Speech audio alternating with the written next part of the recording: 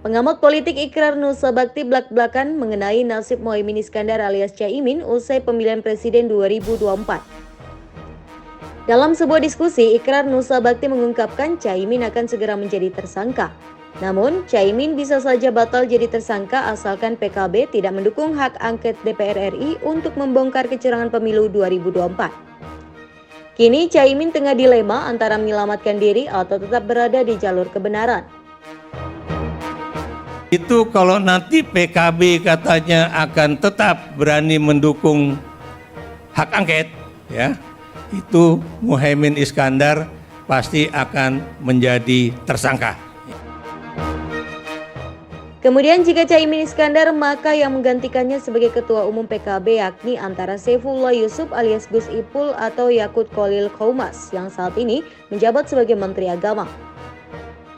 Selain itu, sebelumnya Ikrar Nusa Bakti juga memberikan pernyataan menohok yang ditunjukkan untuk Presiden Jokowi dan keluarga. Ikrar Nusa Bakti mengatakan masyarakat Indonesia yang notabene merupakan pemilik negerinya sendiri tidak boleh dikalahkan oleh satu keluarga Presiden Joko Widodo yang berisi 5 orang.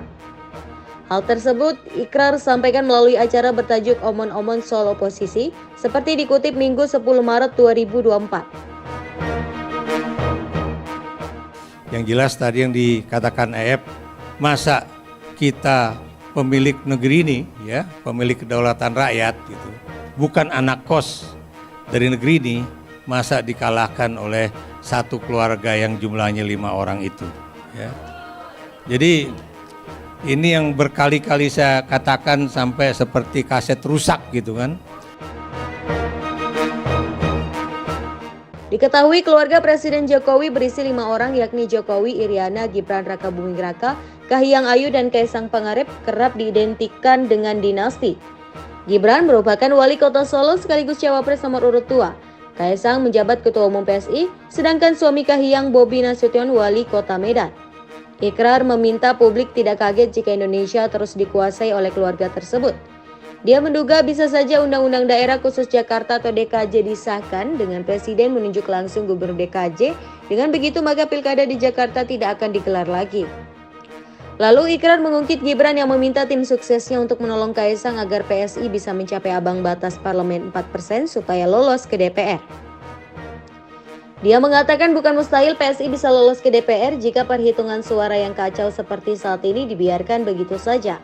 Menurut Ikrar, satu-satunya cara untuk meyakinkan angka suara tidak dicuri atau ditipu adalah dengan meminta Polri membagikan hasil resmi dari hitungan di seluruh TPS. Dengan demikian, kata dia, maka masyarakat sendiri bisa menghitung mana perhitungan yang benar dan salah.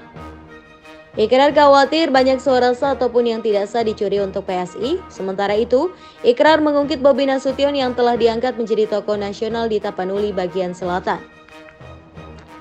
Dia menduga Bobi akan menjadi calon gubernur Sumatera Utara atau Sumut nantinya. Ikrar juga curiga istri Kaisang Erina Gundowo dan istri Gibran Selvi Ananda bisa saja menjadi bupati ke depannya.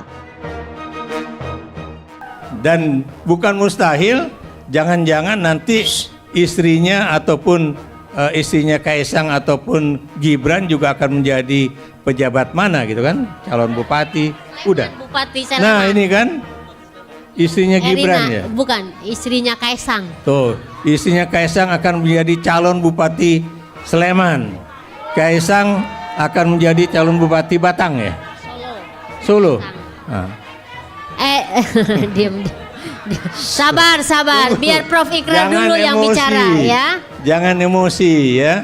Kita ingat apa yang dikatakan oleh Capres nomor 1 ya, Bung Anies, bahwa kita nggak bisa lagi dengan cara-cara tahun 98 ya. Kita harus yang tadi saya katakan ya, kalau kita menggeruduk misalnya datang ke Mabes Polri dan minta kepada Kapolri untuk menyerahkan supaya anak buahnya itu menyerahkan apa yang semua data dari TPS-TPS itu, saya pikir itu sudah cukup untuk kita menghitung kembali mana yang salah dan mana yang benar ya. Tapi kalau kemudian tadi Bung Ep mengatakan bahwa di beberapa surat suara itu ada satu orang dalam 3 tanda tangannya berbeda, wah itu udah repot lagi tuh. Tapi paling tidak ya kalau itu kemudian kita hitung kembali, itu bisa kemudian ya bisa menyelamatkan banyak hal lah gitu.